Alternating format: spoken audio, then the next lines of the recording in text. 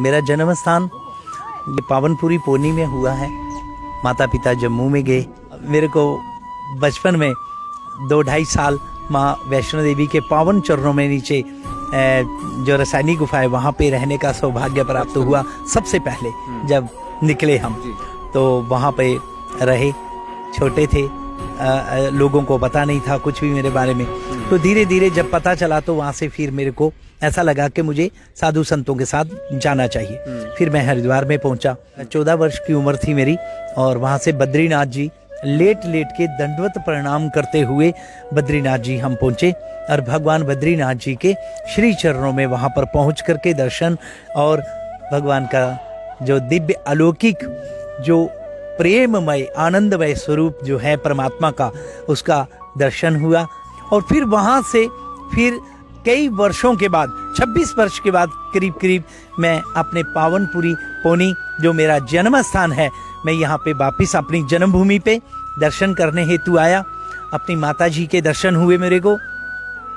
और जब जन्मभूमि पे गए तो हमारे साधुओं में एक कार्य करना बाकी रह जाता है कि साधुता तभी आपकी पूर्ण मानी जाएगी जब माँ भिक्षा देगी। तो माँ से फिर भिक्षा का सौभाग्य प्राप्त हुआ, नहीं तो पता नहीं क्या रह जाता बाकी अगर माँ भिक्षा ही नहीं देती तो। लेकिन मेरी माँ बड़ी दिलेर थी और बहुत भगवान की अनन्य भक्त और बहुत प्रेमी थी भगवान की। उन्हें पूरा ज्ञान था कि ये साधु बनने के लिए ही जन्म लिया है।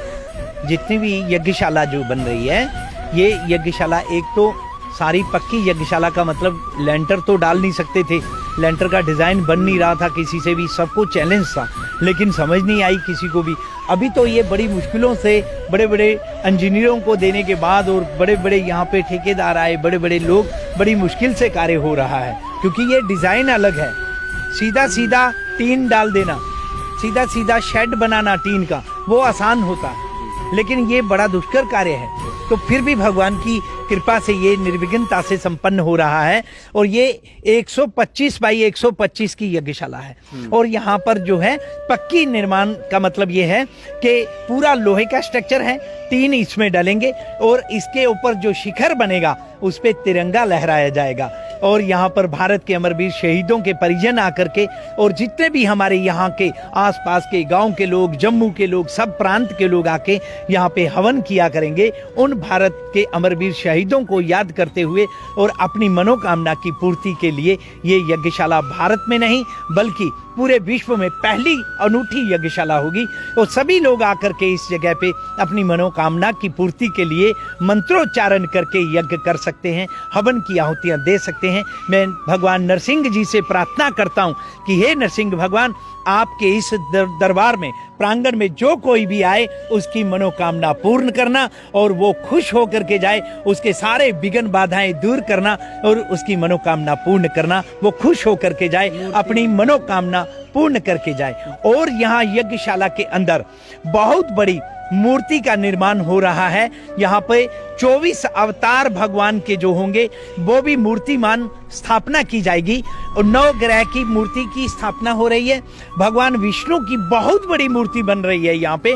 और घर घर से यहाँ पे जितने भी गांव हैं, घर घर से अष्टधातु की मूर्ति बननी है। तो हम सबसे प्रार्थना कर रहे हैं, अपील कर रहे हैं, संदेश दे रहे हैं, जो भी आपके चैनल के माध्यम से सुनेगा, उसे देखेगा, तो उसे यही हमारा प्रार्थना है कि आप अपने घर से टूटे फूटे बर्तन जो भी पीतल के हों या अच्छे बर्तन जो भी रखे हुए हैं वो आप यहाँ पर अपने यज्ञशाला में लाकर आहुतियाँ दे सकते हैं, उनको यहाँ पे समर्पण कर सकते हैं। क्योंकि भगवान नारायण की बहुत बड़ी मूर्ति का निर्माण हो रहा है। यहाँ पे वो मूर्ति बनेगी।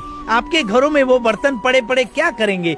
यहाँ तो उन बर्तनों की पूजा होनी है। ना जाने कौन आदमी कहाँ कहाँ से आएगा और प्रणाम करेगा, नमस्कार करेगा। और कदाचित आप भी जब यहाँ पे आएंगे और मूर्ति को देखेंगे तो कुछ दिया होगा तो आपको वो सौभाग्य आपको प्राप्त हुआ होगा, तो आपका मन प्रसन्न होगा, खुश होगा। और अगर मूर्ति को देख करके, आपका दर्शन करके जब आपने कुछ नहीं बर्तन या कोई सहयोग कर पाए होंगे तो आपका मन बड़ा खिन्न होगा और आपको ऐसा लगेगा कि अरे मैं चूक गया, मेरे से ये सेवा जो है छूट गई।